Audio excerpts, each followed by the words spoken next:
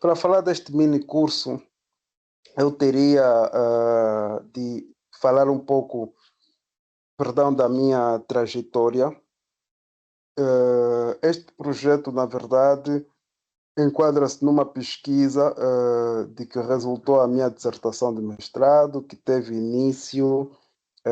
Pode ir no slide que se segue. Teve início a pesquisa em 2014, quando tive contato com o Boletim Cultura, criado pela Sociedade Cultural de Angola, na década de 40, e que veio a ser o meu objeto de estudo na dissertação de mestrado. Trata-se de um órgão que, na sua segunda fase, que é a mais estudada e que tem maior relevância para o estudo da cultura e literatura angolana. Esse jornal chegou a ter projeção internacional na medida em que era enviado para vários países, como para além de Portugal, alguns países da cortina de ferro, nesse caso a União Soviética, mas também para o Brasil, que no final da década de 50 e princípios da década de 60 teve foi objeto de um texto elogioso por parte do jornal brasileiro, que elogiou o trabalho desenvolvido em Angola por vários escritores e ensaístas que nele colaboravam. Falo de Eugênio Ferreira, Mário Antônio, Alexandra Táscalo, Lília da Fonseca, Oscar Ribas, entre outros, que constituíram a geração da cultura. Neste órgão foram publicados trabalhos relevantes, um dos quais da autoria do ensaísta Carlos Hervedosa, que se debruçou sobre a obra de Artur Ramos, intitulada O Folclore Brasileiro, ou seja, alguns aspectos da contribuição ao folclore brasileiro. Ele faz uma recensão crítica à obra do Artur Ramos, intitulada O Negro Brasileiro. Para além disso, também é também de destacar um conjunto de jornais que existiram cá em Angola no período colonial, como a Província de Angola, o Suplemento de Domingo e o ABC, o Diário de Angola, que publicaram trabalhos da autoria de escritores como Geraldo Bessa Vitor, Mário Antônio, Manuela Azevedo, João Gaspar Simões, José Redinha, Eugênio Ferreira, entre outros. Podemos passar para o outro slide, faz favor? Ok, temos aqui alguns desses trabalhos. À esquerda, o trabalho da autoria do Carlos Hervedosa. Temos um texto que traz uma abordagem sobre a Semana da Arte do Brasil. À direita, temos uma nota crítica de Eugênio Ferreira sobre um trabalho sobre a crítica realista, concretamente sobre a obra História da Literatura Brasileira, da autoria de um acadêmico, brasileiro. Podemos ainda passar para outro slide. Podemos passar para outro slide. Exatamente. Aqui, esta página denominava... Não, anterior a esta. Anterior a esta. O slide anterior faz exatamente o descobrimento do Brasil. Essa é uma temática que foi abordada por vários escritores e ensaístas que colaboravam no jornal A Província de Angola, um dos quais o Geraldo Bessa Vitor, que nesse trabalho fala sobre a chegada dos portugueses ao Brasil e a data da comemoração do Dia do Brasil. Podemos também passar para outro slide, só para dizer que a presença do Brasil na imprensa colonial portuguesa e nos artigos de escritores intelectuais angolanos é um facto a assinalar na década de 30, 40 e 50. Temos aí um trabalho da autoria do Mário Antônio Fernandes de Oliveira, que traça o perfil biográfico do Salvador Correia de Sá Benevides, um oficial brasileiro que participou na restauração, ou seja, na reconquista de Pernambuco aos holandeses, e que, por conta desse histórico, viria a ser enviado para Angola para, digamos assim, protagonizar o grande feito que ficou também conhecido pelo mesmo nome, isto é, a restauração de Angola, ou seja, a reconquista da cidade de Luanda aos holandeses que se encontravam cá desde o ano de 1641. Em 1948, o Salvador Correia de Sá Benevides chega e consegue alcançar este objetivo. Salvador Correia de Sá Benevides governou Angola durante até 1651, a altura em que regressou para o Brasil, e o seu nome veio a ser imortalizado no colégio, ou seja, no Liceu Salvador Correia. Este mesmo feito que foi protagonizado por ele foi várias vezes ou inúmeras vezes mencionado por outros intelectuais, dentre os quais o José Redinha, que também escreveu um artigo onde fala deste feito do passado, conforme podemos ver no ABC Diário de Angola. Podemos passar para o slide seguinte. Ok. Fiz este introito porque, conforme eu disse, sou membro do grupo de pesquisa sobre relações literárias Angola e Brasil, portanto, para chamar a atenção para o facto de a presença do Brasil, de o Brasil ser tema de vários intelectuais angolanos que colaboravam na imprensa. Às vezes também temos, enquanto na fase de preparação da monografias, dissertações e se calhar mesmo desde doutoramento, temos algumas dificuldades de encontrar o tema que podemos trabalhar. Então, é jeito de sugestão no âmbito dessa parceria, dessa proximidade histórico-cultural, acabo de fazer menção para que alguém, caso queira aprofundar essa temática, poder, digamos assim, ter o material à sua disposição, caso desenvolver pesquisa na biblioteca da Câmara Municipal. É aí, na verdade, onde eu tenho, desde já há cerca de 4 anos, tem sido o meu local de pesquisa, onde tenho interagido, consultado esses jornais. Daí a designação deste mini curso, folheando as páginas dos jornais. Então, este mini curso está estruturado em duas partes. A primeira parte, eu vou me debruçar sobre alguns trabalhos desenvolvidos por Henrique Abranches, e na segunda parte vou me debruçar sobre a obra de Mafrano. Quanto ao primeiro dos dois ensaístas, tenho a dizer que Henrique Mário de Carvalho Moutinho Abranches, o nome completo, nasceu em Portugal, Lisboa, em 1932. Chegou em Angola, particularmente a Luanda, em 1947, isto é, 2 anos após o fim da Segunda Guerra Mundial. Faleceu na África do Sul em 2006.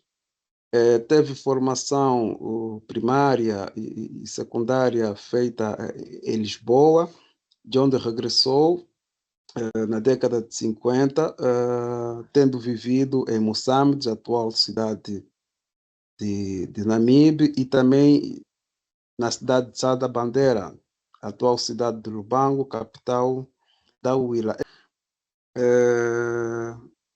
Que o Henrique Abranches viveu nas cidades de Sá da Bandeira e Moçambique durante as décadas de 50 e 60 do século XX. Este período de vivência que lhe colocou em contato com os povos que habitam o sul de Angola e que também despertou o seu interesse pelo estudo da etnografia, linguística, literatura angolana, conforme ele mesmo afirma na entrevista que concedeu ao investigador Michel Laban, onde diz o seguinte, que a sociedade colonial não me interessava. Isto, pelo contrário, o que me interessava era a sociedade africana. Era a única que podia satisfazer as minhas exigências intelectuais. Podemos passar para o outro slide a seguir a este. Tenho ainda a dizer que Henrique Abranches exatamente desenvolveu trabalhos no campo da história, da arqueologia, da antropologia, da etnomusicologia, da linguística e da literatura. Temos aí algumas das suas imagens, algumas imagens de arquivo que estão estampadas num dos livros que eu tive acesso. Ele, juntamente com os irmãos e a mãe, à direita, na sua juventude já. Podemos passar para a outra imagem. Exatamente, numa idade mais avançada. A foto à direita é o registro fotográfico da cerimônia em que lhe foi atribuído o Prêmio Nacional de Cultura e Artes pelo então o Ministro da Cultura, que é o escritor Boaventura Cardoso. Podemos continuar. Estamos a tratar de um escritor com uma obra muito vasta, de que fazem parte ensaios, estudos como reflexões sobre cultura nacional, identidade e patrimônio cultural. Podemos também passar uma obra de caráter literário que consta dentro da sua obra. Podemos continuar. Titânia. Titânia é uma obra de caráter literário. Essas três, A Côncava de Fete, Que Soco de Guerra e Gente que Anda por Aí, são obras de caráter literário. Podemos continuar. Ok. E dizer ainda também que Henrique Abranches fez parte da Sociedade Cultural de Angola e também esteve filiado na Casa dos Estudantes do Império. Então, o que nos interessa neste curso são os trabalhos que ele publicou, fundamentalmente a série de artigos em torno de uma única temática, temas folclóricos do sul de Angola, onde ele se debruça sobre a arte oral. Mas antes de me debruçar sobre este trabalho, queria dizer que esses trabalhos vão ser analisados à luz do pensamento do Mário Pinto de Andrade, que é o principal estudioso das nossas literaturas, que diz que em Angola, ou seja, em África de modo geral, a poesia não existe de modo isolada. Ela está integrada à palavra, assim como a palavra está integrada às canções, à dança, à escultura. Então, ou seja, todas as expressões artísticas em África estão interligadas. O Henrique Abranches reafirma esse mesmo pensamento quando afirma, num dos seus trabalhos, que já vamos analisar daqui a pouco, de que o estudo de cada um dos domínios da arte oral, ou seja, não pode estar dissociado um do outro, ou seja, a poesia, o conto, o mito, o provérbio, a canção, a música, estão todos eles integrados, de maneira que eh, separá-los acaba por fazer com que o leitor acaba por ter uma ideia confusa do que teriam sido as civilizações que surgiram no sul, no sul de Angola, que é a região em que ele trabalhou. Então, podemos passar para outro slide, dizer que os trabalhos que vão ser analisados são de caráter linguístico, eh, uma vez que ele também considera indispensável o conhecimento das línguas africanas. Eu, particularmente, quando estive a preparar o curso, pretendia fazê-lo tendo em conta a cronologia, mas achei por bem adotar o critério temático de modo a acompanhar a fluidez, a continuidade do pensamento expresso pelo autor em em diversos ensaios. Esses dois trabalhos, ou seja, os trabalhos que vão analisar, foram publicados num, no jornal da Sociedade Cultural de Angola, denominado Cultura, e também no jornal A Província de Angola, concretamente no suplemento de domingo. Então, neste trabalho que acabamos ou estamos a ver, denominado Panorama das Línguas, Panorama das Línguas africanas, ele parte, atende à necessidade de uniformizar a grafia dos antropônimos, dos antropônimos africanos. Ou seja, segundo ele, não havia não havia concordância entre os diversos escritores que registravam os termos africanos, cada um registrava conforme achava que tinha de ser. Mas antes de nos debruçar sobre isso, é preciso ter em conta algumas particularidades das línguas africanas. Uma delas tem a ver com o facto de essas línguas não possuírem nos seus respectivos alfabetos as consoantes, as consoantes R e C. Por outro lado, também, o som dessas. Podemos passar para outro slide, faz favor? Exatamente. Conforme eu estava a dizer, por outro lado também, essas línguas adotaram empréstimos das línguas, da língua portuguesa, em contato com esta língua. Por exemplo, o termo livro, ele foi apropriado, mas acaba por ser pronunciado de modo diferente, elivulo. Isto devido também à ausência do R no alfabeto das línguas africanas. Daí que nós vemos a forma como essa palavra aparece, livulo, elivulo. Isso tanto pode aparecer tanto no Umbundo como também no português. Uma outra característica também que essas línguas têm é o facto de o plural ser formado pelo prefixo e não pelo sufixo. Por outro lado, também não existe nas línguas africanas, no alfabeto, não existe a consoante C. O facto de ele ter grafado, por exemplo, o termo quimbundo com que já denota este processo de aportuguesamento da, da, das línguas africanas. Então, neste trabalho, ele propõe as seguintes regras, que ao invés de que o som do C e do Q, que eram usados por alguns escritores, mas que não existem no alfabeto quimbundo, seja usado seja usado, ou seja, nos casos em que o som for de Q, seguido de vogais U e I, que se utilize a consoante C seguida de ditongos. Por exemplo, o termo Kwanzaa deve ser escrito com C-U-A-N-Z-A,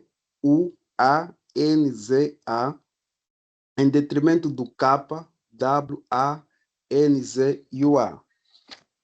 Outra proposta também que Henrique Abranches apresenta é que o som do Z deve ser representado apenas por esta consoante, evitando-se deste modo o uso do S. Por exemplo, o termo casuno, era assim que alguns autores escreviam, que deriva do quimbundo, casuno com K, A-Z-U-N-U, deve ser escrito tal como já referido, C-A-Z-U-N-O, ao invés de C-A-S-U-N-O, ou ainda Cazengo, ou seja, C-A-Z-N-G-O.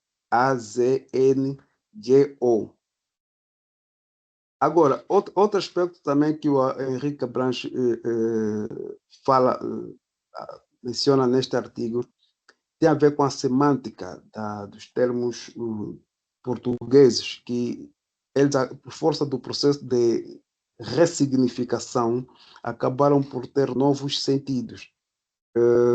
Ela apresenta como um exemplo o termo ouvir, que ganha o termo de acatar, isto é, obedecer, agir em conformidade com o conselho ou recomendação.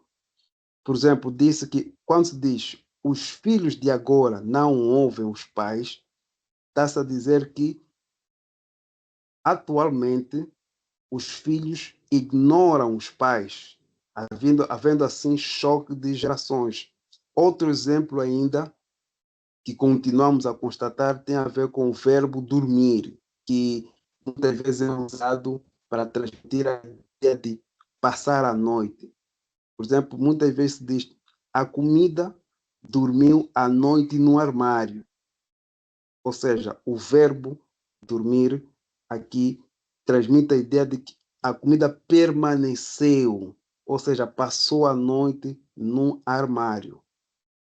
Outro exemplo que ele também utiliza tem a ver com o verbo dormir, que descreve a ação mágica praticada pelo Kimbanda, consubstanciada em fazer esquecer o acontecimento comprometedor, que se não deseja que seja recordado e novamente comentado. Ou seja, alguém que tenha cometido um ato, um ato comprometedor que foi motivo de conversa, de censura pública e que não deseja que no futuro este acontecimento volta a ser motivo de comentários depreciativos, então recorre ao Kimbanda para realizar esta ação. Daí dizer-se que o Kimbanda faz dormir as conversas, que é o mesmo dizer que o Kimbanda faz as pessoas esquecerem-se do acontecimento ocorrido no passado que tenha comprometido alguém. Outro exemplo ainda tem a ver com o termo despachante.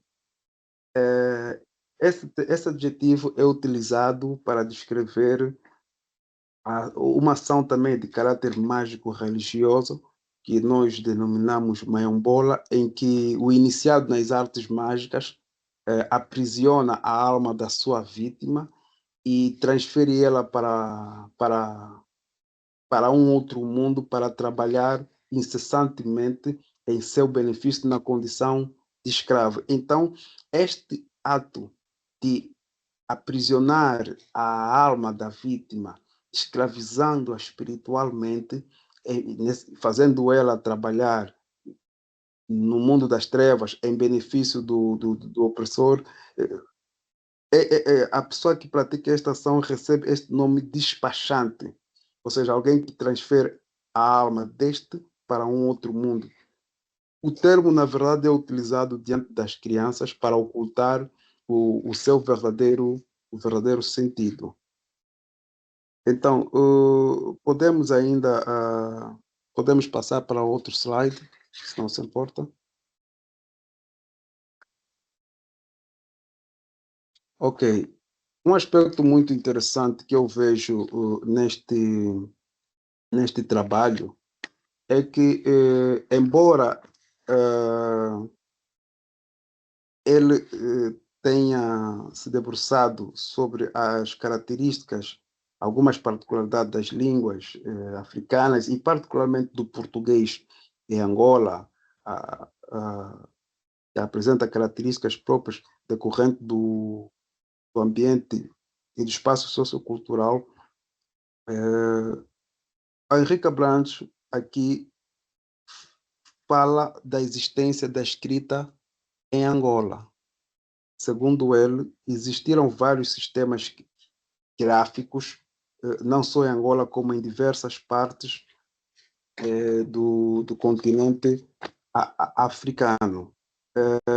A escrita, ou seja, podemos passar para outro slide, é para...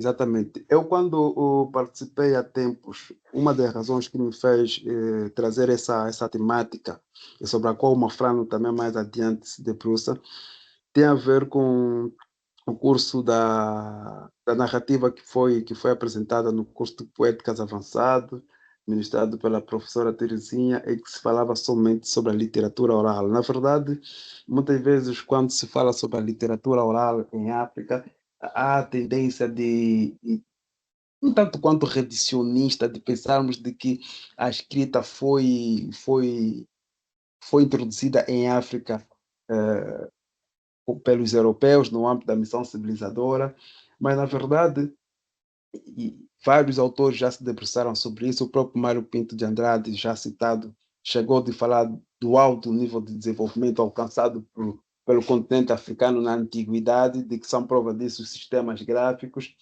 e que se os textos literários não tinham sido grafados, não se devia tanto ao caráter esotérico da escrita, mas sim por causa da política colonial que não permitiu que tal fato ocorresse. Um outro autor ainda que se debruça sobre esse aspecto, embora não tão profundamente, é o Jean Vazina, no seu clássico A Tradição Oral e Sua Metodologia, quando afirma que em África apenas poucas pessoas sabiam ler e escrever. Jean Vazina em nenhum momento diz que em África não existia escrita. Na verdade, existe uma série de textos da literatura egípcia. Podemos até falar de uma literatura pré-cristã e pré-islâmica, porque existem duas correntes, umas segundo as quais teriam sido os cristãos, outras teriam sido os muçulmanos que, no processo de islamização das sociedades africanas, difundiram a escrita. Mas, na verdade, anterior à presença cristã e islâmica, estou-me a reportar ao período da antiguidade, existiram uma série de textos sob a forma escritos sob a forma de hieroglifos, que hoje em dia, felizmente, já estão transliterados. Ou seja, a transliteração é o processo pela qual os textos escritos num sistema gráfico, vamos supor assim, acho que o mandarim ou uma outra, são transferidos para um outro sistema, nesse caso o alfabeto. E temos aqui o exemplo Ensinamento de Ket. Há todo um trabalho hoje em dia que se faz em torno dessas obras que foram criadas, seja por arqueólogos, existem equipas formadas por arqueólogos, historiadores, estudiosos linguistas, literatos, que permitem, digamos assim, obter um conjunto de informação sobre a própria datação, o período em que esses textos foram escritos, o estilo, e não só. Podemos passar para um outro slide. Ensinamento de Goethe é um desses textos. Temos aí algumas informações sobre os papiros em que esses textos foram escritos. Podemos avançar. Então, aí, um dos exemplos do que eu falei do que é a transliteração, os símbolos usados no sistema gráfico usado no Egito, cada período com a sua transliteração, ou seja, podemos ler o texto normalmente, portanto, há todo um trabalho que tem sido feito por vários estudiosos. Um deles é o professor Candeias Salles, português, que é especialista em egiptologia, que foi através dele que eu tive acesso a esses textos. Eh, Podemos também, podemos continuar, podemos passar,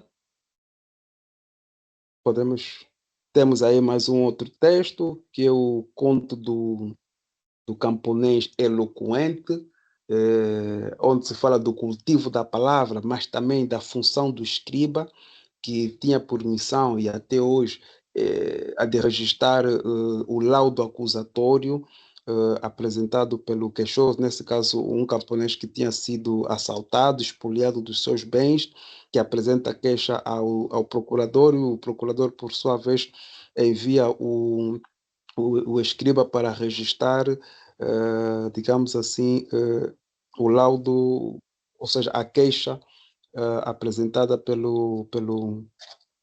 pela vítima do assalto. Podemos também podemos continuar. Temos aqui informação sobre a proveniência, o local, todos esses textos têm sempre essa informação, o período em que o texto foi escrito, os locais em que os papiros foram localizados. Então, a antiguidade africana é rica em textos. Podemos continuar. Podemos continuar. Temos mais aqui um outro texto também. Podemos avançar. Podemos avançar. Alguns desses textos não têm, os autores não estão identificados, outros estão. Podemos continuar. Podemos continuar. Ok, esse texto, também pertencente à literatura egípcia, fala sobre, responde à questão sobre o surgimento do universo, a origem do universo, que é uma questão sobre a qual que inquietou quase todos os povos. Então, é mais uma das provas da existência da escrita de uma literatura muito anterior à presença europeia em, em África. Vamos continuar. O slide seguinte. Ok. Então, no que diz respeito ao caso angolano, a existência da escrita é uma asserção sustentada por testemunhos artísticos, como o termo ocusoneia, ou também ocuroneca, ou ainda cusoneca, que é um umbundo. Polonianeca e quimbundo traduz o ato de escrever. Esses termos são apresentados pelo Henrique Abranches para sustentar a ideia de que esses termos também pertencem às línguas africanas, portanto, não foram adotados de nenhuma outra língua, como se aventava essa hipótese que tinha por objetivo retirar, digamos assim, ou não reconhecer a existência do sistema gráfico entre os povos angolanos. Podemos continuar numa outra. Temos também o testemunho, para além dos testemunhos linguísticos, o próprio Henrique Abranches reporta-se a um testemunho oral, concretamente de um informante que dava conta de que o seu pai tinha por hábito escrever em cascas de folhas recados que eram enviados aos seus amigos. Outro testemunho ainda, e o Henrique Abranches ainda diz mesmo que no período colonial era muito frequente encontrar esses símbolos que suscitavam a ideia de que de facto serviam para veicular o pensamento e que não eram simples desenhos, tal como se fala acerca dos Tussona, que felizmente muito recentemente foram elevados à condição de patrimônio, ao estatuto de patrimônio mundial da humanidade. Aqui temos já também outros testemunhos, nesse caso, caráter arqueológico, são repertórios arqueológicos de cavernas rupestres, sendo as mais antigas de Caninguile, que estão situadas na confluência entre o Bailundo e o Mungo, isto é, no centro do país, e que remontam a milhares de anos antes de Cristo. Quem assim o diz é o Moisés Malumbo, que ainda diz que estes símbolos continuam a ser encontrados em vasos de argila e cabaça, exprimem em artes plásticas os elementos fundamentais da cultura dos ovimbundos e da sua língua. Portanto, temos aqui mais outros aportes que reforçam a ideia, digamos assim, sustentada por Henrique Abranches. No primeiro volume de História Geral da África, projeto que foi financiado pela Unesco, há vários estudos sobre sistemas gráficos africanos. E e quando ouvi a narrativa de que isso num outro espaço, nesse caso de debate, em que, segundo a qual a África não tinha, nunca conheceu o sistema escrito, eu me questionei que impacto é que essa obra eh, que até agora foi traduzida do inglês e do francês para o português pelo Brasil. O Brasil é o único país entre os países africanos, entre os países de língua da comunidade lusófona, que traduziu os 8 volumes, e o primeiro tem vários estudos sobre sistemas gráficos. Daí também eu ter me levantado essa questão sobre o estado da pesquisa da egiptologia desenvolvida pelos especialistas brasileiros, ou seja, que estudos no âmbito da egiptologia, que é a área da história vocacionada para o estudo da civilização egípcia, que estudos têm sido feitos sobre o Egito, a civilização que ela teve, e se o primeiro volume de História Geral da África é conhecido ou se teve apenas uma circulação muito restrita. Então, esse também é um dos motivos pelos quais eu trago esse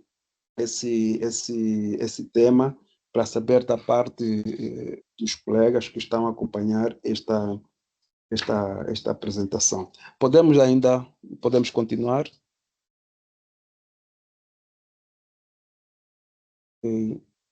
Eh, o Henrique Branches também fala sobre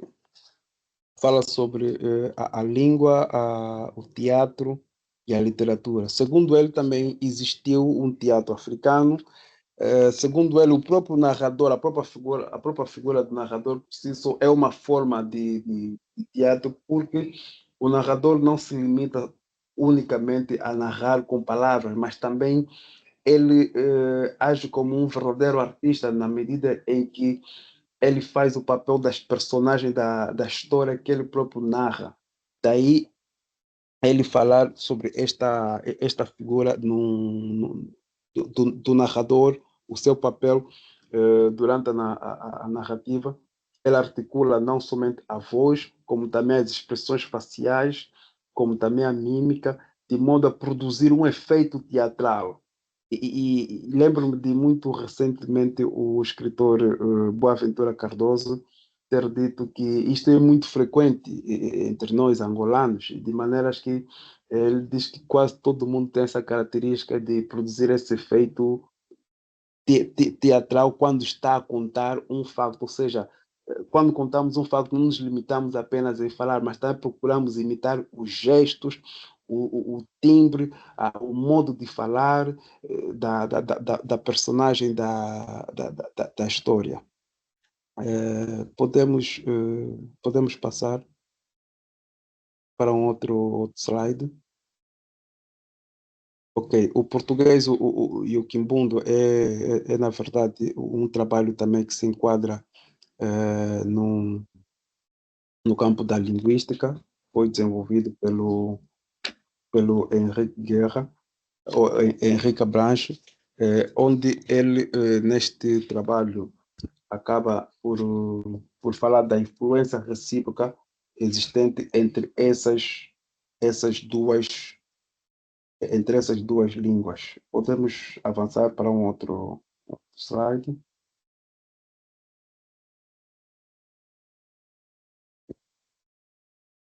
Ok, temos aqui algumas características das línguas, ou seja, da língua Quimbundo, sobre a qual já me debrucei.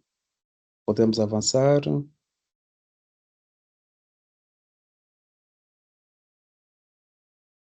Ok, temos aqui a, a, a questão semântica, a ressignificação, ressignificação das palavras.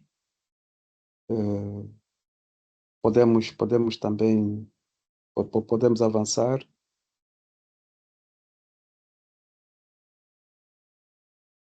Ok.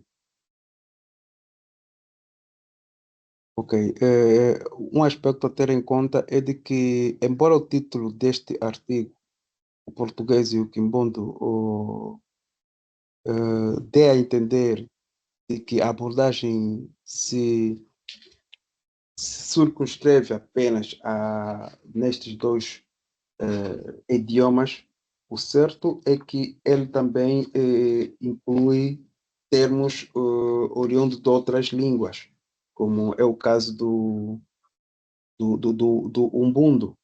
Por exemplo, encontramos nessa obra, por exemplo, termos, para além do Ubuntu, como também do Kikongo, é o caso do termo Mussolongo, cujo plural é formado, é indicado através do prefixo ba, nesse caso Bassolongo, e ao passo que Mussolongo seria o singular, nesse caso Mu, a indicar o singular, e Ba e Bassolongo a indicar o, o plural. Vemos, conforme eu estava a dizer, há também termos de umbundismos, nesse caso, como Shibia, Cuito e Xinguari, cuja grafia obedece às regras propostas por Henrique Abranches, que nesse caso seriam Xinguar, nesse caso o X, o I, o N, o G, o U e o A e o R. Shibia, ele propõe que se escreva com o X, I, B, I, A, e Quito com C, U, I, T, O. Estamos a ver aqui em cada uma dessas palavras ditongos, e uma das características das línguas africanas é a rejeição de ditongos. Nesse caso, onde está o U, no caso da palavra xinguar, deveria ser colocado o W. Por outro lado, o R não existe, conforme disse nas línguas africanas, porque se tivermos a ver no termo original, no vernáculo, seria Chinguale. O último som, a terminação seria com li.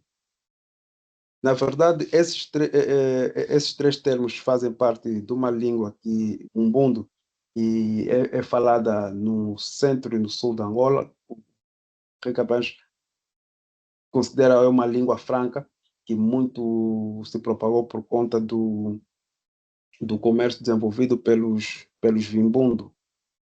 E, na verdade, a sua obra, Côncava de Fete, acaba por ser um retrato dessa diversidade cultural na medida em que estão representados os mais diversos povos que habitam nessa região. Podemos ver isso através de uma série de termos, e, nesse caso, antropônimos e topônimos como Njamba, Ohamba, Vie, Oncapa, Awina, Wila, Kakuluvari, Keyama, entre outros.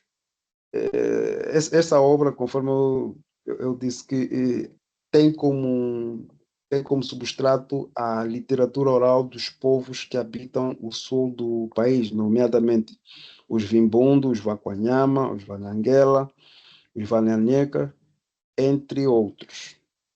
Podemos passar para outro. Eu vou deixar algumas linhas cinzentas para explicá-las no momento do debate, mas também terão acesso ao texto que eu vou terminar e também por outras vias podemos também esclarecer algumas questões. O primeiro dos trabalhos de caráter teórico desenvolvido por Henrique Branche tem como título Literatura Oral. Nesse estudo, o autor apresenta duas categorias da narrativa. Segundo ele, existem narrações. Podemos passar para outro slide. Narrações simples e, e narrações de diálogos cantados. Os primeiros transmitem ideias e descrevem fatos unicamente através da palavra, a passo que os segundos são melopeias e articulam o verbo, o canto, a mímica, integram um tipo de comunicação que combina, na verdade, a linguagem oral, a expressão facial, os gestos, no qual a assistência também participa em determinados momentos, entoando cânticos. É importante referir que as peças do conhecido dramaturgo guineense Fodeba Keita combinavam lendas, cantos, mitos, fábulas e cantos que traduziam a idiosincrasia ou a mundovidência rural. A literatura oral é formada por contos e lendas, mas também música, canção, poesia, teatro, sendo oportuno também referir que a mímica é amplamente usada em todos os momentos da narração e produz efeito teatral, isto é, de criar um ambiente real em que a ação decorreu, sendo de assinalar nesse estudo novamente a existência do teatro entre os angolanos, sustentada particularmente pelo narrador, as melopeias e a rítmica. Podemos passar para para outro slide.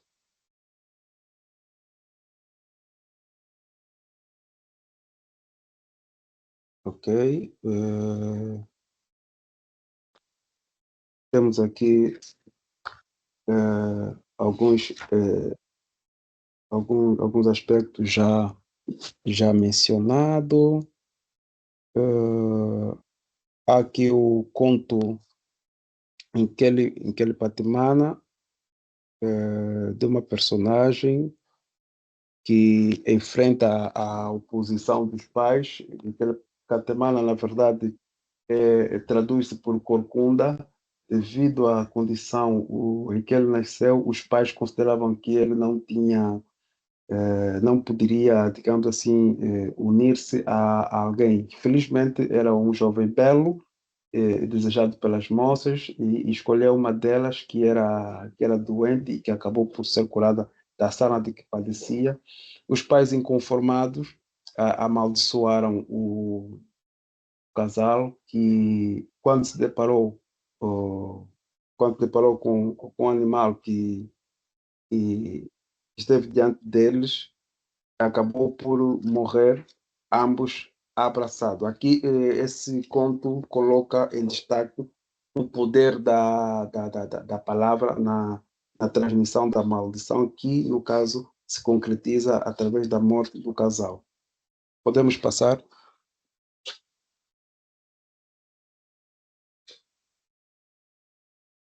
Ok. É a praga de que eu falei, que se concretiza com o aparecimento do camaleão. Até hoje, ainda continuamos muito, digamos assim, até hoje ainda se conserva a ideia de que o casal que se une sem a bênção dos pais, sem que os pais concordem, acaba por, digamos assim, enfrentar dissabores na vida. E esse conto acaba por ter este elemento muito evidente. Podemos passar para um outro slide. Penso que para exatamente nesse estudo, conforme vemos, na primeira parte, a música e as danças. É um estudo que diz respeito às danças vimbundo, que refletem a experiência adquirida ao longo do tempo, que testificam, na verdade, factos cristalizados na memória coletiva e representam o comportamento humano, como também a atuação de determinada entidade espiritual. Por outro lado, também, a dança também é um meio também de serve de sátira a determinados comportamentos. Por exemplo, nas sociedades africanas, particularmente as matrilineares, e não só, a mulher desempenha um grande papel na estabilidade do lar, não só como procriadora, mas também através de um conjunto de tarefas que ela desenvolve enquanto gestora da casa e também produtora de alimentos. Então, a mulher que tem por defeito a preguiça, esse seu defeito acaba por ser representado através das danças, através do tipo de danças. Por exemplo,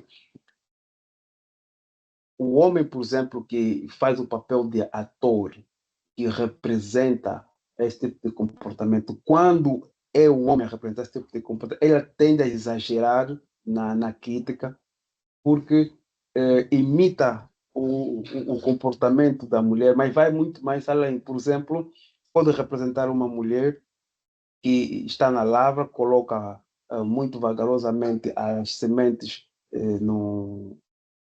no solo, que está constantemente a limpar-se eh, e ansiosa em ver o tempo a passar rapidamente. Ou seja, todos os estratagemas que uma pessoa preguiçosa usa para ver o tempo a passar rapidamente são representados na dança, através desse tipo de dança. Existem também canções de agradecimento que exprimem sentimento de gratidão por algum benefício obtido, como por exemplo, quando nas cerimônias de alembamento as partes envolvidas, digamos assim, chegam a um acordo, entoa-se uma canção em que se diz, por exemplo, estamos agradecidos, a nossa dama chegou, chegamos a brincar, toda a gente dos arredores vem a ver-nos, nós estamos a brincar. É preciso também ter em conta de que, contrariamente ao que acontece no Ocidente, e conforme já foi dito anteriormente, o casamento típico africano, coisa que já não acontece tal como no passado, é, digamos, a união entre duas famílias. E então, quando as duas famílias chegam a um acordo, a família do noivo, nesse caso, ela entoa essa canção e usa o plural, a primeira pessoa do plural, nós, porque a família, digamos assim, vai receber mais um membro da família. Não se trata aqui de a felicidade do noivo, é, na verdade, também a felicidade da família que o acompanha e que interage com a família de onde sai a sua esposa. Podemos passar para um outro slide. Ok, ok. Exato. As danças, conforme disse, refletem o substrato da vida, elas refletem aspectos da vida, elementos que são conhecidos pelo povo e destinam-se mesmo para o povo. Podemos passar para um outro slide. Ainda temos aí a segunda parte em que vamos falar sobre Mafrano. Podemos passar. Essa é a segunda parte, a música e a poesia. Podemos avançar. Exato. Neste estudo, o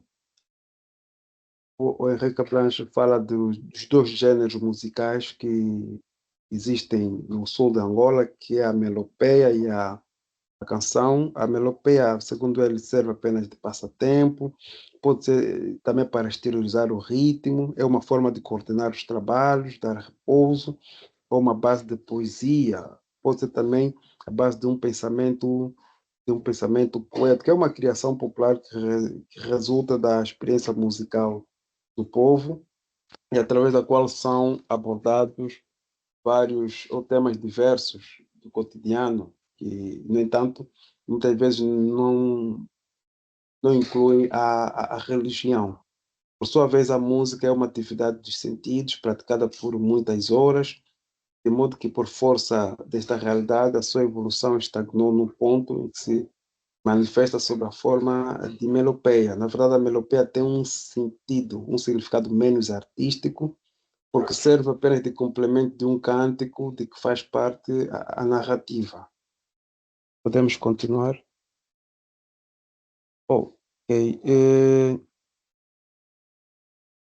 Não, pode recuar, faz favor. Ok. Eh, Henrique Abranches apresenta uma série de canções, uma das quais a canção do Passarinho, em que se faz menção ao momento em que os passarinhos entram no interior, ou ficam no interior de passam pela janela.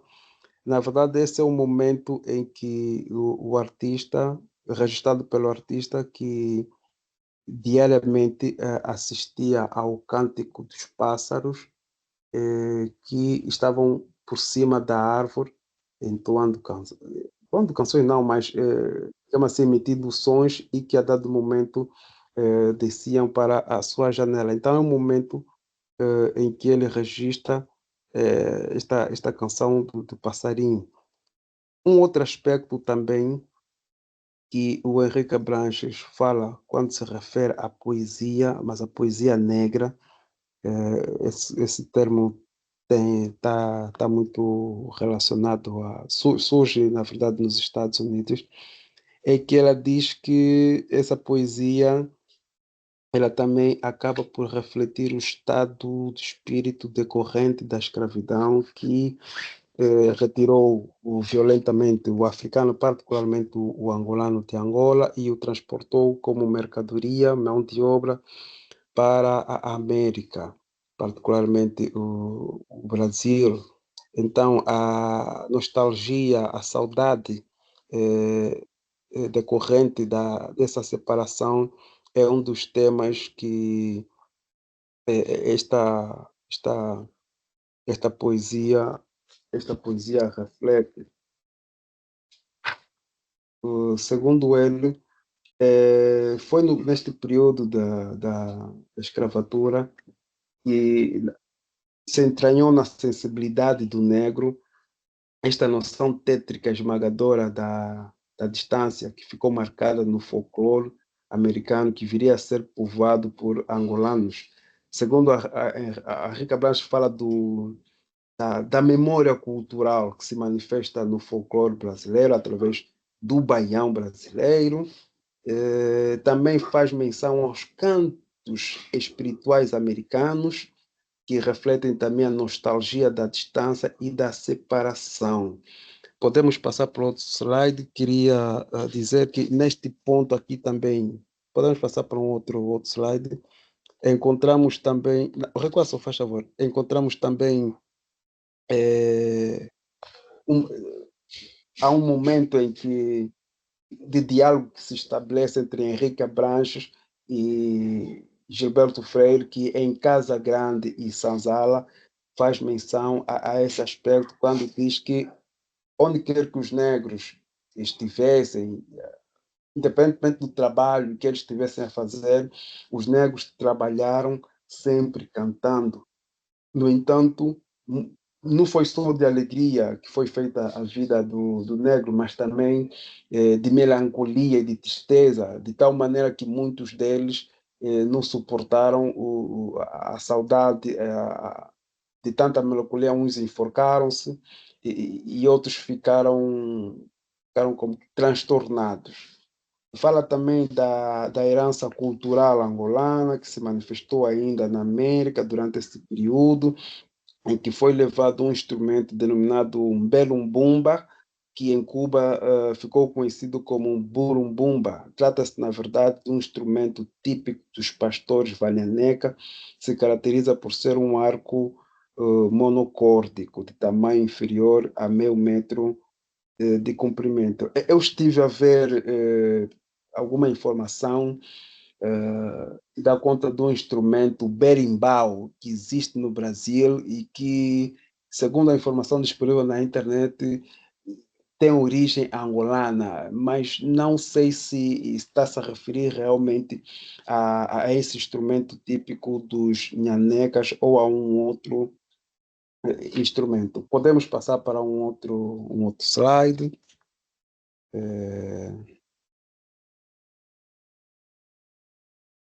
Ok. Eh, a herança cultural angolana na América já foi referenciada, podemos avançar. Podemos avançar. Exato. Essa é a quarta e última parte do estudo, onde ele fala desse vários instrumentos musicais, como o ambera-bumba, e apresenta as suas características. As suas características. Podemos avançar, vamos então já para a última parte do estudo, que tem a ver com a obra de Maurício Francisco Caetano. Uma das coisas que eu vejo é que, felizmente, eh, ou seja, em contato com algumas pessoas que conheceram Henrique Abranches, Henrique Abranches deixou ainda alguns livros, alguns trabalhos manuscritos que ele achava que ainda não deveriam ser que ainda não deveriam ser publicados, porque ele era muito exigente consigo mesmo. Infelizmente não se conhece o destino desses estudos, mas particularmente esses que eu acabei por mencionar até agora, estão disponíveis na biblioteca da Câmara Municipal, em jornais. Então, somente através da consulta desses jornais é que se pode ter acesso a eles. Acredito que existirão outros estudos, mas infelizmente ninguém na família teve a preocupação de, digamos assim, compilá-los e colocá-los à disposição do público. Não é o caso de Mafrano, cuja obra, até muito recentemente, eu e penso que a maioria, muita gente da minha geração, eu sou da década de 80, e Mafrano acho que deve ter morrido. Mafrano é de uma geração minha. Eu até então desconhecia esse autor porque a maior parte da sua produção foi, digamos assim, divulgada em jornais. Felizmente, em 2022, a família decidiu reunir os trabalhos que até então eram desconhecidos, que estavam dispersos por uma série de jornais, dentre os quais o Apostolado, e publicou três volumes, dos quais interessa-nos aqui o primeiro volume. Antes de mais, queria dizer que Maurício Francisco Caetano, nascido em 1916 e que faleceu em 1982, nesse caso eu tinha 2 anos quando ele faleceu, foi conhecido pelo pseudônimo Mafrano, colaborou, colaborou no jornal Apostolado, entre outros, tem feita no Dom do Kwanza Norte, teve estudos em filosofia e teologia no Seminário Maior de Luanda, foi funcionário administrativo, exerceu o magistério, lecionando disciplinas como língua portuguesa e filosofia no Colégio 28 de Maio e também em várias instituições de ensino, ainda no período colonial e pós-colonial. Eh, Da sua obra, importa realçar títulos como Onomástica Angolense, eh, onde ele questiona a forma em que se deve escrever o nome da antiga rainha do Ndongo, Nzinga ou Njinga, Menino Luís, irmão de João Caçabalo, idiomas nacionais, Quimbundo, notas a lápis, crônicas dispersas em jornais e revistas e crônicas ligeiras, textos dispersos.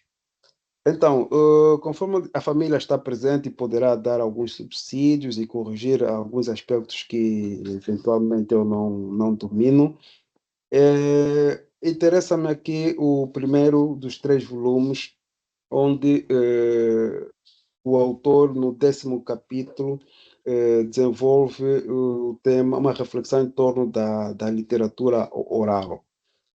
Segundo ele, essa literatura é formada pelos gêneros, dois gêneros, histórico e oratório. No gênero histórico, ele diz que, ou seja, fazem parte desse gênero, tendo em conta o que os estudiosos como Elie Chatelain, etc., nesse gênero histórico, tendo em conta o conceito usado por ele, fazem parte as de Lunda, isto é, tradições históricas, também podem ser episódios narrativos preservados com precisão, tendo um núcleo factual histórico, embora coberto de floreados. Essa informação eu retirei do Joseph Miller, ou ainda histórias ou fatos da comunidade previamente selecionados por esta para serem perpetuados no tempo. Devem fazer ainda parte do gênero histórico, os micendo, isto é, genealogias, histórias de famílias. Então, tendo em conta esses aspectos que eu acabo de mencionar, vamos chegar à conclusão de que o gênero histórico não se enquadra no conceito de literatura oral, em virtude do caráter informativo dos textos históricos, que geralmente são fiéis aos factos, embora possam estar cobertos de alguns floreados. Agora sim, o gênero oratório, este sim, enquadra-se no conceito de literatura porque, em minha opinião, é formado por contos, lendas, mitos, provérbios, adivinhas, canções e poemetos que, embora baseados na realidade, refletem de facto a criatividade e a imaginação do artista que os recria, adicionando à narração floreados, desenvolvimentos ou ensinamentos adequados aos ouvintes, conforme bem o diz Amadou Ampateba. Existe uma série de exemplos que podem ser citados, como o mito da Tianza Ngombe, que é considerada a criadora do fogo e da água, e também a mãe do primeiro casal, Namuto e Samuto. Isto nós podemos encontrar na obra de Pepe Tela, o nascimento de um império. Na verdade, esse mito é retirado da obra do Henrique de Carvalho, que também foi apropriado por Castro Soromenho. É, Mafrano também dá uma importância muito importante a esse tipo de literatura, na medida em que alguns estudiosos como Saraiva e também o próprio Mário Antônio consideram que nenhum estudo das literaturas nacionais, independentemente do país, pode omitir ou colocar de parte essas literaturas, porque a história das literaturas é feita de um conjunto de textos que não foram escritos e que só muito mais tarde foram registados. Um aspecto também que chama a atenção nesse estudo de Mafrano é, é a hipótese da criação, ou seja, da existência da escrita entre os angolanos. Podemos passar para o slide mais adiante, mais adiante, mais adiante. Podemos avançar?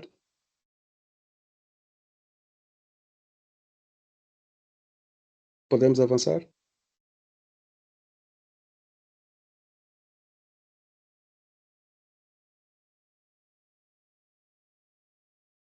Será que é possível avançar o outro slide?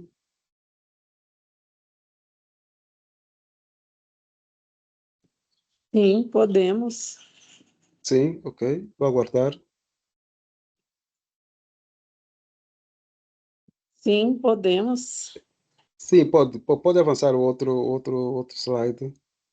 Essas são as capas dos 3 volumes da obra de Mafrano. Está sendo analisada apenas o primeiro volume, conforme eu disse que quando ele tem um capítulo muito interessante sobre a literatura oral e também levanta, ou seja, sustenta a hipótese da existência da escrita entre os Aquaquimbundos e apresenta testemunhos linguísticos que sustentam esta hipótese.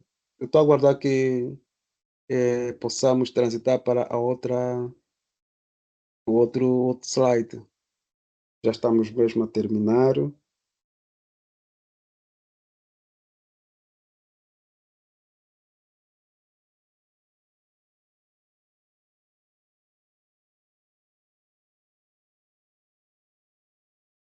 Não vejo o,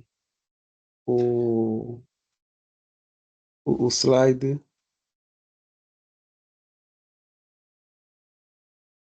Não vejo o slide. Eu pensei que foram, digamos assim, enquanto eu falava, que estivessem a acompanhar, mas notei que estou um pouco avançado. Na verdade, eu estou a usar aqui o manuscrito, o computador onde está o slide não está com algum problema, então estou a me socorrer daí esse algum descompasso. Mas posso continuar, uma vez que penso que já estou quase a 1 hora e são 2, para depois entrarmos no momento do debate. Eu estava a dizer que nesse estudo o Mafrano também sustenta a hipótese da existência do sistema gráfico entre os africanos, praticamente os angolanos, quando ele se refere primeiramente ao ideograma, que na verdade é a primeira escrita conhecida pela humanidade, que se apresenta sob a forma de hieroglifo, pictograma, emblemas e símbolos, tendo servido para documentar ideias e fatos durante o período que precedeu ao surgimento do alfabeto fonético, assim diz Mafrano. É, no caso dos angolanos, o Mafrano ele apresenta 2 termos, que são o Oxindulula e Quixundulula, que designam o ato de desenhar e entrelaçar desenhos, Com, respectivamente. com Por outro licença, lado, professor.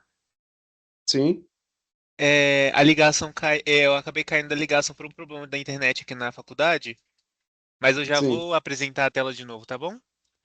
ok, ok, Perdão pelo inconveniente. ok, ok.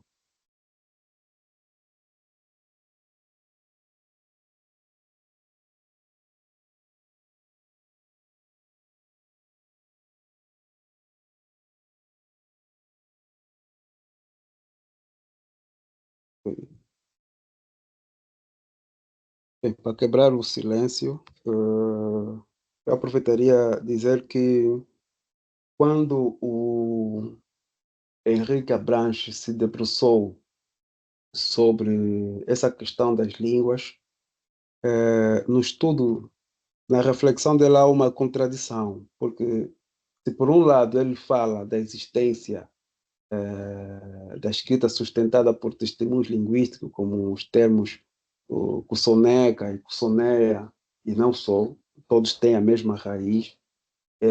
Por outro lado, ele diz que esses termos não designam o ato de escrever, mas sim desenhos. Já o Mafrano, ele faz distinção entre os termos Ixindulula e Cuxundulula, quando diz que designam, respectivamente, o ato desenhar e entrelaçar desenhos. Todavia, diz Mafrano, o termo cursoneca, ou ainda cursonequesa, traduz o ato de escrever, de que resulta a mucanda, palavra que se traduz por carta. Com efeito, entre os aquaquimbundos, a restrição, ou seja, quando alguém deseja restringir o acesso à informação, essa pessoa fala de forma codificada, isto é, serve-se de fragmentos de cabaça, que na sua superfície são marcadas de inscrições e são encimadas por um círculo dentro do qual se lançam riscos verticais por ordem da inscrição, que será a ordem da decifração. Este tipo de mensagem tem, na verdade, um caráter confidencial, porque é suportada materialmente e recebe a designação de Mukenji. E sobre ela, isto é, sobre a mensagem, coloca-se ainda um sinal designado por Kishinjimina. Dizia-se também que esse termo seria o designativo do redator da carta. Na verdade, se traduz por assinatura. De acordo com Maurício Francisco Caetano, o termo Kinjinjimina, que significa etimologicamente impressão digital, é usado para traduzir a rúbrica, isto é, a assinatura abreviada. Existe também um outro tipo de mensagem, que é transmitida oralmente, jimbo. Este tipo de mensagem não tem caráter confidencial, razão pela qual é transmitido através de um portador. Então, temos aqui dois termos. O primeiro, que é a mucanda, que é a carta sobre a qual é colocado um sinal, que é, na verdade, a assinatura ou a rúbrica do seu autor, que é uma carta codificada, e muito dificilmente a sua mensagem pode ser descodificada, senão por aqueles que são iniciados, digamos assim, neste sistema gráfico. E, por outro, temos uma mensagem que não tem caráter confidencial, que alguém transmite a uma terceira pessoa por intermédio de alguém. Essa mensagem é transmitida oralmente, é designada por Jimbo. Uh, essa, essa reflexão desenvolvida por Mafrano ocorre num período em que vigorava, digamos assim, a ideologia colonial, em que era muito frequente termos depreciativos, como o uso de termos depreciativos como um Poschmann, que traduzido do alemão para o português significa homens da selva.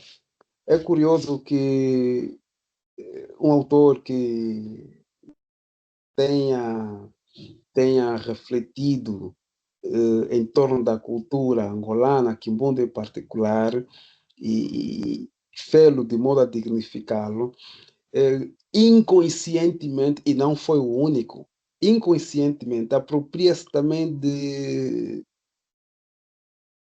narrativas depreciativas, porque encontramos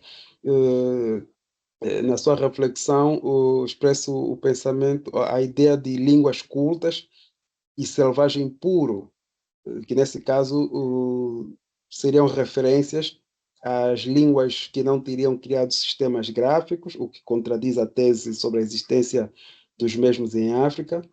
E, por outro lado, também o termo selvagem puro, primitivo, ou seja, traz a memória do primitivo, do bárbaro, gentio, enfim, do incivilizado, que seria certamente o nativo, penso eu que com esses termos, ou seja, selvagem puro, Mafalda queria se referir ao nativo que não assimilou a cultura europeia, permanecendo deste modo dentro do seu quadro cultural.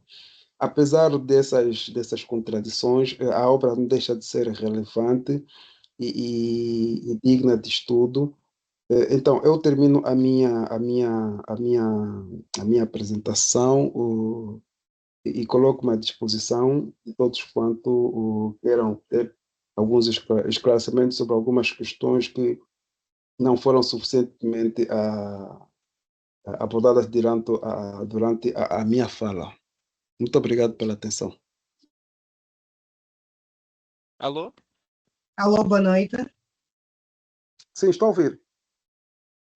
Boa noite, chamo-me Luizíndia Caetano, sou neta de Mafrano. Estou com meu pai, Luís Caetano, filho de Mafrano. Nós temos aqui o terceiro volume, Prémio Nacional de Cultura e Artes.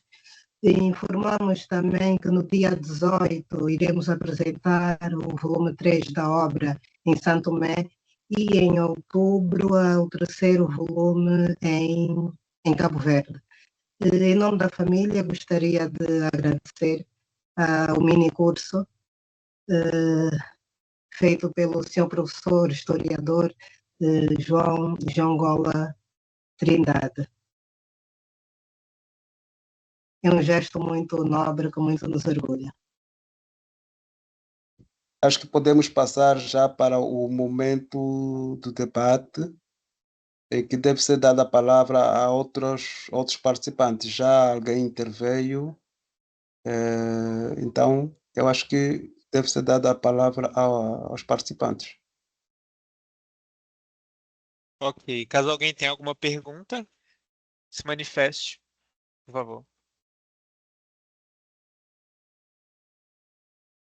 Bem, não havendo, eu queria, digamos assim, também manifestar a minha gratidão, primeiramente pela, pela iniciativa que o Brasil, através da Pontifícia Universidade Católica, teve em realizar este evento, de caráter internacional, no ano em que os países africanos de língua oficial portuguesa, dentre os quais Angola, completam 50 anos. Na verdade, são muitos os laços culturais que ligam a Angola e ao Brasil, e ao longo da minha fala comecei logo por mencionar esse interesse também que Angola teve, através de alguns dos seus intelectuais refletirem sobre a sua história, a própria referência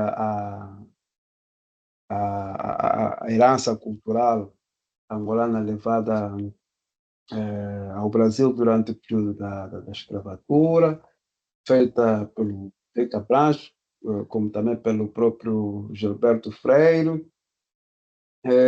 A família do Mafrano, dizer que é louvável a iniciativa. Eu tenho dito que,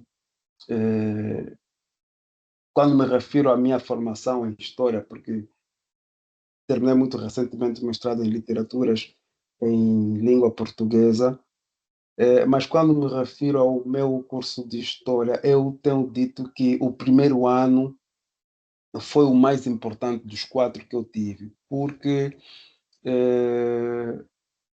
na cadeira de História de África, nós tivemos a possibilidade de conhecer um conjunto de teorias eurocêntricas que negavam a existência das civilizações africanas, e que a civilização teria sido introduzida em África por europeus. Neste caso, até então, nós nos encontrávamos na barbárie, debaixo da maldição, a tal teoria camítica de que nós descendemos do amaldiçoado Cã e que estamos condenados a essa posição subalterna, e infelizmente, de algum modo, ainda subsiste nas relações entre os Estados. E então, quando reflito hoje em dia sobre o estado em que eu me encontrava até então, do ponto de vista epistemológico, eu vejo que ainda há muito por se fazer, e que a desalienação, uns chamam de descolonização, continua a ser desalienação mental continua a ser o maior desafio de nós africanos e angolanos em particular. Quando nos deparamos com certas questões e fenômenos mesmo do dia a dia relacionados à nossa cultura, temos a tendência ainda de reproduzir os preconceitos de que somos herdeiros e temos de assumir isso. Herdamos muita mentalidade que foi construída no período colonial, de maneiras que a libertação cultural, conforme já aventavam vários pensadores, continua a ser o maior desafio dos africanos de modo geral, mesmo já estando independente. Então, eu acho que o estudo de autores como Henrique Abranches, como o próprio Mafrano, entre outros, contribui para este processo de elevação cultural, de aceitação do nosso passado, de dignificação do homem africano e o angolano em particular. Eu falei mencionei muito o Henrique, não, o Eugênio Ferreira, que também colaborou foi dirigente associativo. Ele usava muito essa expressão fórmulas culturais importadas. Ou seja, nós até hoje, infelizmente, pensamos que a solução para os problemas por que a África, de modo geral, passam, vem do Ocidente. Mas, na verdade, a solução está mesmo entre nós. Somos nós que devemos continuar, digamos assim, a assumir, digamos assim, as nossas responsabilidades no que diz respeito mesmo no campo científico. Há muito trabalho ainda para se fazer no que diz respeito ao estudo das civilizações africanas e angolanas em particular. Daí que considero, mais uma vez, louvável o trabalho da família do Mafano, e se tiverem ainda algum trabalho por publicar, eu acho que todos os esforços devem ser feitos para que possamos, digamos assim, ter acesso a essa informação que muita falta faz. Eu, particularmente, por força, já acabei de falar, quando desenvolvo meus trabalhos, a minha reflexão em termos de pensamento é sustentada particularmente por autores africanos. E daí que quando tive conhecimento da obra de Mafrano, não pude ficar indiferente a ela, razão pela qual continuo achando ela muito interessante e digna de ser estudada nas nossas universidades.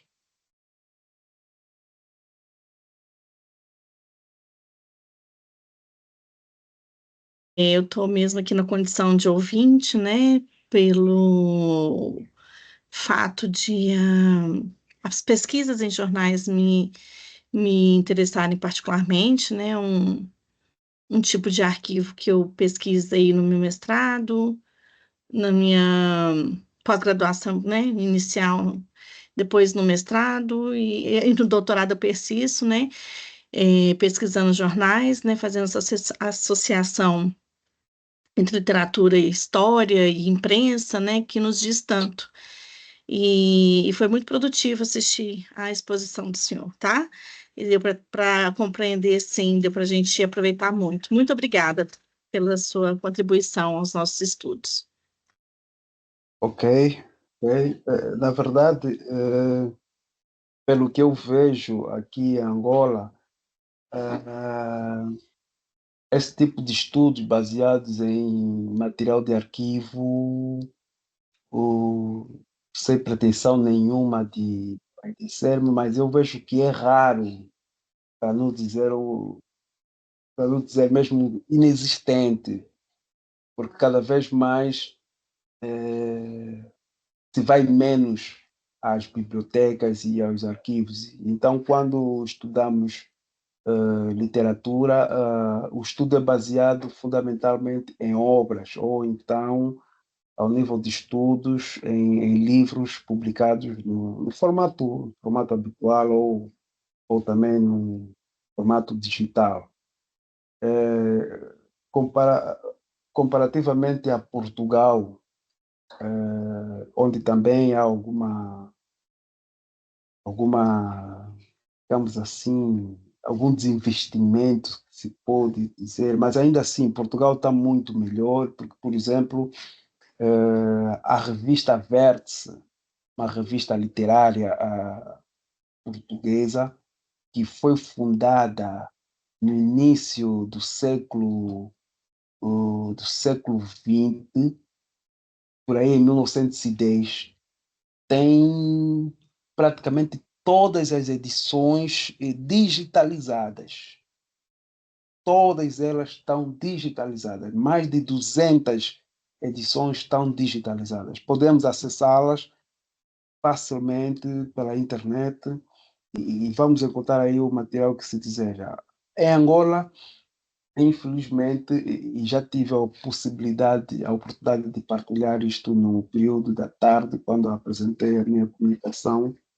Em Angola, nós não temos até agora um projeto já efetivado de digitalização deste material que está disponível no próprio Arquivo Nacional de Angola e na Biblioteca Nacional, Biblioteca da Câmara Municipal. Por outro lado, também falta investimento em termos de capital humano, qualificação profissional.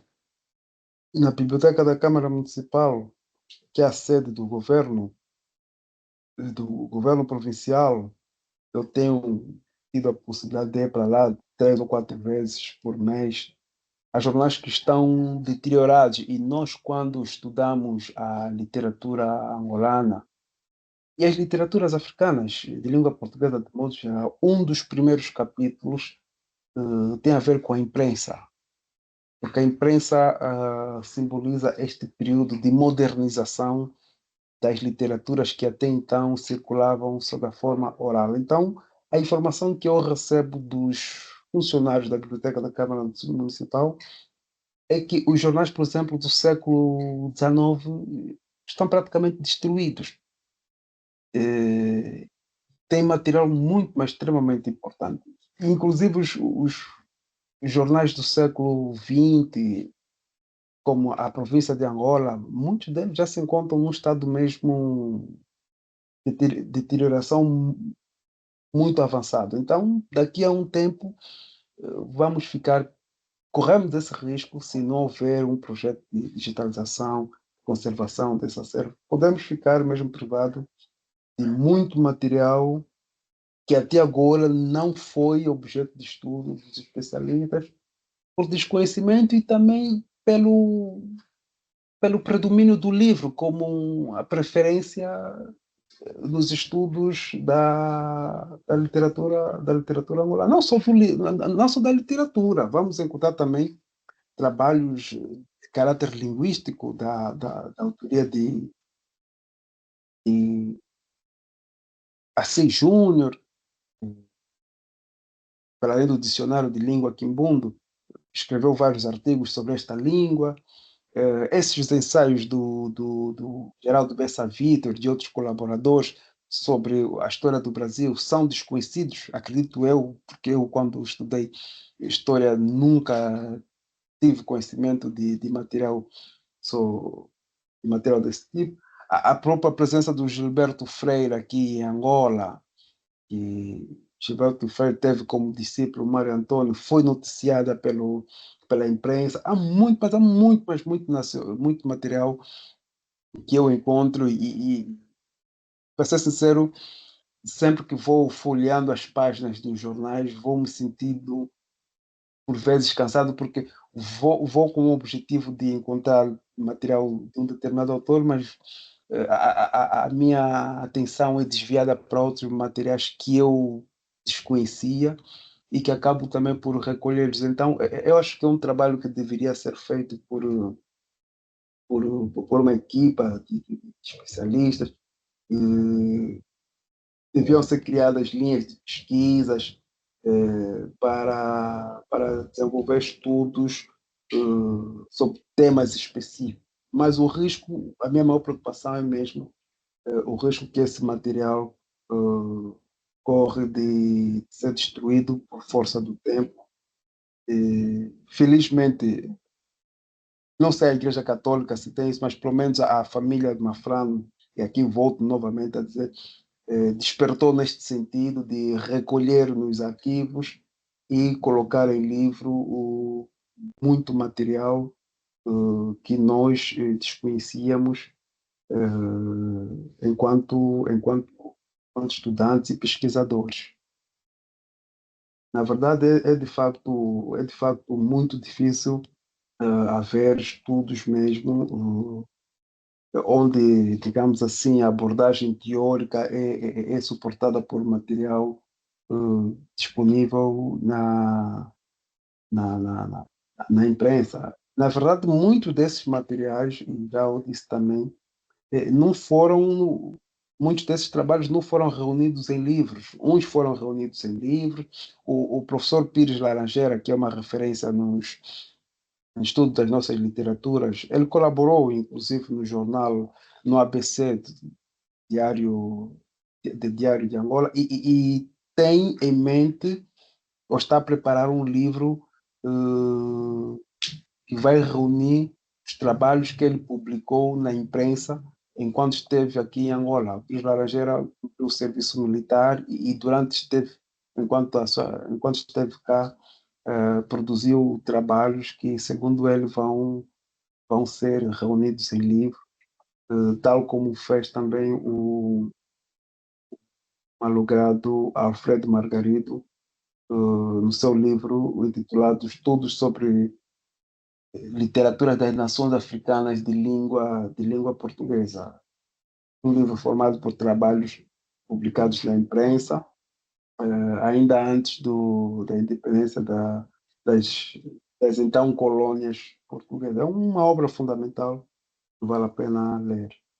O próprio Mário Antônio também, outro autor de referência enquanto estudioso, para além de poeta, da literatura angolana, também produziu muito trabalho e foi publicado em jornais e que ele depois reuniu em livro, mas há trabalhos inéditos que até agora não foram objeto de estudo por conta mesmo da pouca frequência ou nenhuma frequência da parte de muitos pesquisadores.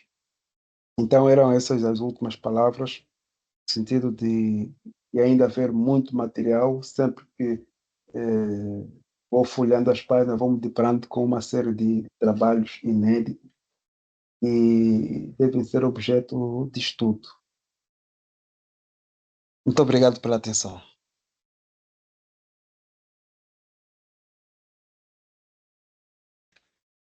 Já pode, já pode encerrar? Eu acho que sim. Acho que sim. Ok, professor. Muito obrigado, viu? Foi ótimo. Parabéns pela pesquisa. Ok. Até a próxima. Até a próxima. Tchau, tchau. Boa noite. Ok.